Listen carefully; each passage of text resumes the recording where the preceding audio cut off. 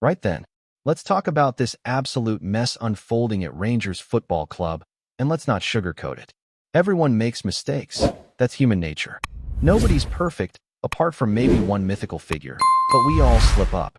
It's part of life. Mistakes, when they lead to growth and learning, are not just acceptable, they're necessary. But the key word there is learning. And some people inside Ibrox are showing no signs of learning a single thing. Now, I've got no issue with errors.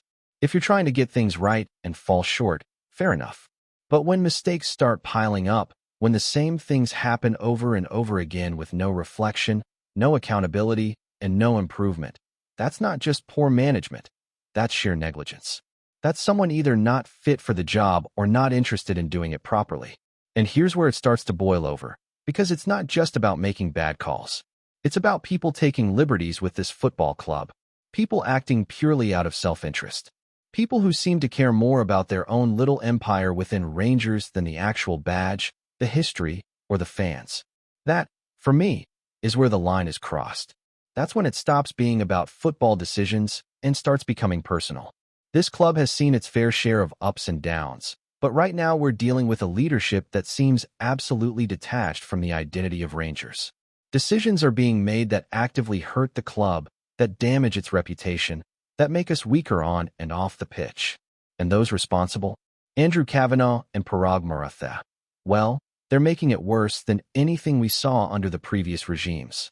Worse than the Parks, worse than Bennett, worse than the lot. That's not hyperbole. That's the reality we're staring at. Keeping Kevin Thelwell and Patrick Stewart in their roles is a monumental mistake. And I don't say that lightly. Kevin Thelwell, in particular, is a key reason why this club is in the state it's in. His handling of the managerial situation has been shocking.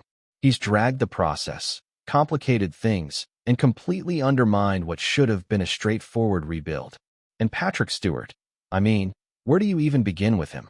The man is the chief executive officer of Rangers Football Club and has failed at every single turn.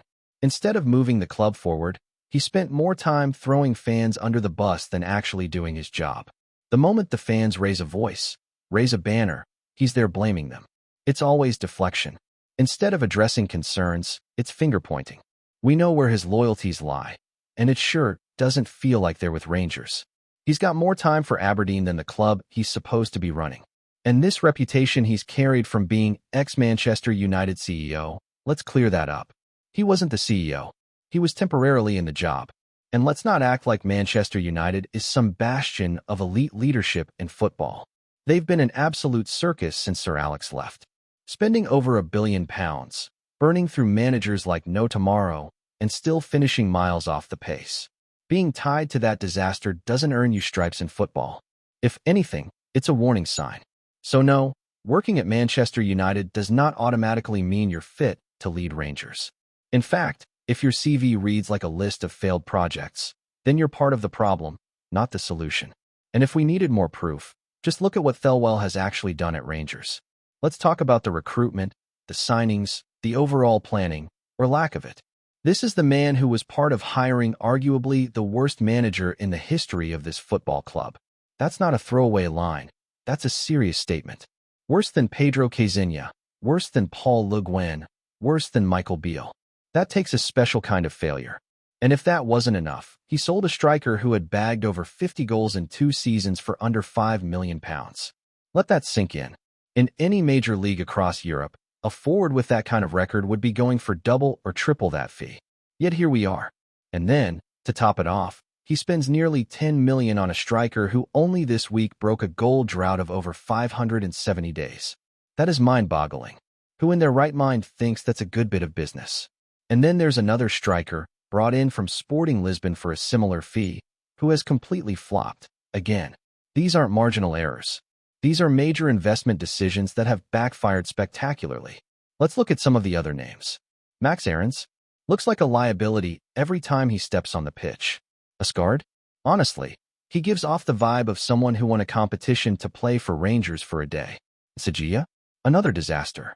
Manuel Fernandes? He's vanished from the club entirely. We don't know where he is, what role he plays, or whether he was even part of the squad planning in the first place. This isn't just poor scouting. This is a recruitment strategy in total collapse. And it doesn't stop there. Thelwell has now appointed his own son as chief scout. Let that sink in. At a time when the fans are crying out for transparency, accountability, and competence, he goes and hands a senior position to a 26-year-old with no meaningful experience. That is textbook nepotism. That is jobs for the boys, plain and simple. It's not just his son either. He's pulled in an ex-colleague from Everton, Dan Purdy, to be technical director, another man who didn't exactly light it up in his previous job and was let go without much regret. He's now apparently looking to bring in another mate from Wolves to oversee youth development. It's becoming a pattern. His son, his mates, his old colleagues, all handed key positions in one of the biggest clubs in the country. If this was happening in government, it would be a full-blown scandal. It would bring ministers down. It would be headline news. But in football, it's just brushed under the carpet. Well, not this time. Because this level of cronyism, of self-serving decision-making, of treating a historic football club like a family-run business, is unacceptable. It's not just damaging the present. It's putting the future of the club at serious risk. And the owners? They're sitting on their hands. Andrew Kavanagh and Parag Maratha can't see it or refuse to see it. Either way, it's disgraceful. And where's Grettar Steinson in all this? He's supposed to be the football brain behind the operation. Why is he not standing up and calling this out? Why is nobody putting a stop to this? What we're seeing now is people leaving the managerial shortlist faster than rats, deserting a sinking ship. Danny Roll said no. Gerrard's off. Derek McInnes isn't being considered anymore. The list is getting shorter and shorter because no one wants to work under this ridiculous structure where Thelwell plays God and the manager is just there to pick up the pieces. That's not a football model.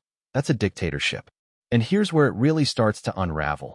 Because when you think it couldn't get any worse, Kevin Thelwell doubles down. This man, who's already on thin ice with the fan base and quite clearly failing in his role, somehow thought it was a good idea to hand even more power to himself and his inner circle. He's not just making poor decisions. He's creating an environment where no one else has a say. It's becoming a one-man show at Rangers, and that should terrify every single supporter who cares about this club. Let's be crystal clear, this isn't just incompetence. This is ego. This is a man building a structure around himself where he's untouchable, where the manager, the coaches, the players even, are just side characters in his own little empire. And the worst part? He's being allowed to do it. There's no oversight, no pushback. The board is either asleep at the wheel or blindly supporting someone who's driving the club off a cliff. He's brought in his son, his mates, his old contacts. This isn't a recruitment drive based on talent. This is one man surrounding himself with people who won't question him, people who owe him, people who will nod and agree and say yes to every terrible decision just to keep their position. That's not how you run a football club. That's how you destroy one. And the fans? We see it. We feel it. Week in, week out, we're watching a club that's lost its identity. A club that's more interested in defending failed executives than it is in building a winning team. The disconnect between the boardroom and the terraces has never felt wider. When banners go up, when chants start ringing around the ground, what's the response? Do they listen? Do they reflect? No. They blame the fans. They point fingers. They spin narratives. They insult the very people who fill the stands and keep the soul of the club alive. And then there's the managerial search, which has become an embarrassment in itself. Instead of acting swiftly and decisively, it's been dragged out, botched, and ultimately sabotaged by the very man who should be leading it. Kevin Thelwell reportedly blocked a move for Steven Gerrard. Now, forget for a second whether you like Gerrard or not. This isn't about one man. It's about what that decision says. Thelwell didn't think Gerrard was value for money. He didn't think Gerrard fit the model. That is absolutely laughable. Because let's be honest, what model are we even talking about here? A model where the sporting director makes every decision, controls every signing, runs every department, and sidelines the actual football manager? That's not a model. That's a dictatorship. And it's clearly not working. We're going through managers, spending millions, finishing seasons weaker than we started, and watching the same mistakes unfold again and again.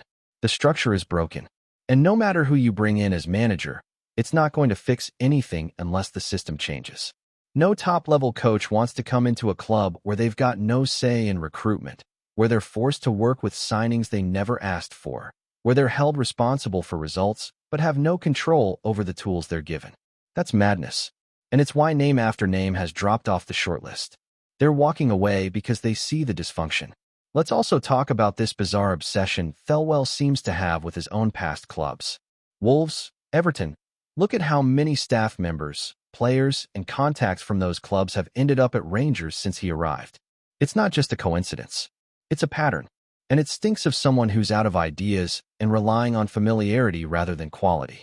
Bringing in Mikey Moore on loan from Spurs, a player he only got access to because of a past connection at Wolves. Paying inflated fees to secure loan deals from friends. Using the club's resources like it's his personal networking hub. If this was happening at any other big institution, there'd be investigations. In the corporate world, this kind of cronyism would lead to resignations. In politics, it would be a scandal. Yet in football, it somehow gets brushed off. But we see it. The fans see it. The press sees it. Other clubs see it. And most damning of all, the players probably see it too. And if they feel like they're part of a system that's more about protecting the egos at the top than winning trophies, that feeling spreads like wildfire. And while we're here, let's go back to some of the statements made when Russell Martin was appointed. According to Kevin Thelwell, he was one of the best coaches he's worked with. Patrick Stewart called him a culture architect and a standout candidate. Well, if that was a standout candidate, I dread to think who else was interviewed. Mr. Blobby? Coco the Clown? The man lasted just over 100 days and left the club in a worse state than he found it. So either Thelwell and Stewart are terrible judges of character and talent, or they're just spinning rubbish to justify their own decisions. Either way, it's not good enough. Thelwell's track record isn't just poor, it's actively damaging. £30 million spent on players who've failed to improve the team. An entire recruitment window wasted. Nepotism in the staffing structure. A constant stream of bad PR. And still, he remains in post. Still, he's trusted to lead the next stage of the rebuild. Why? What has he done to earn that level of faith? Because from the outside, it looks like failure is being rewarded. Before we continue, make sure to subscribe to our channel and turn on notifications to get all the exclusive news about Rangers FC. Don't overlook any details about your beloved team. It's crucial for Rangers FC fans. In a twist that set tongues wagging across Scottish football, whispers are swirling that Kevin Nisbet has called time on his Aberdeen chapter and is poised to make the switch to Rangers. The striker, who's been a talismanic figure for the Dons in recent seasons, reportedly made the decision after intense talks behind closed doors, with sources hinting at a mix of ambition and unfinished business at Ibrox driving the move. Fans at Pittodrie are said to be reeling from the news, with social media ablaze as supporters struggle to digest the idea of their leading goal-getter donning the blue of Glasgow's Giants.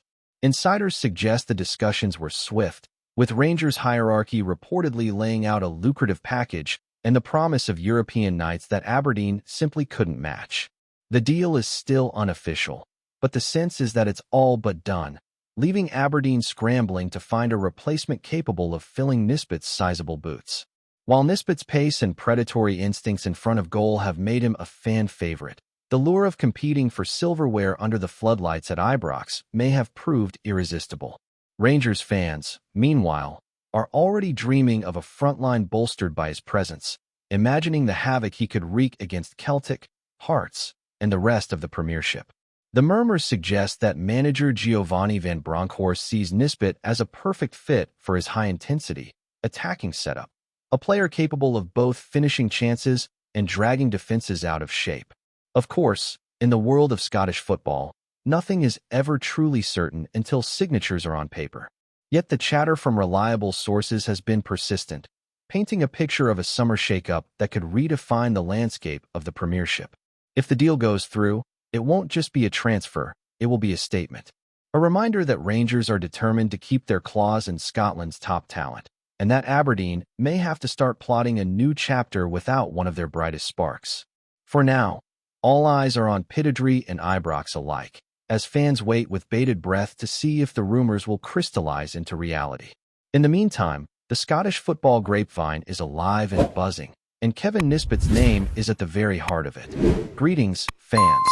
Make sure to hit that like button and subscribe to the channel, as it's greatly appreciated by Rangers FC. And don't forget to share your thoughts on the news in the comments section below. Until the next video, stay tuned.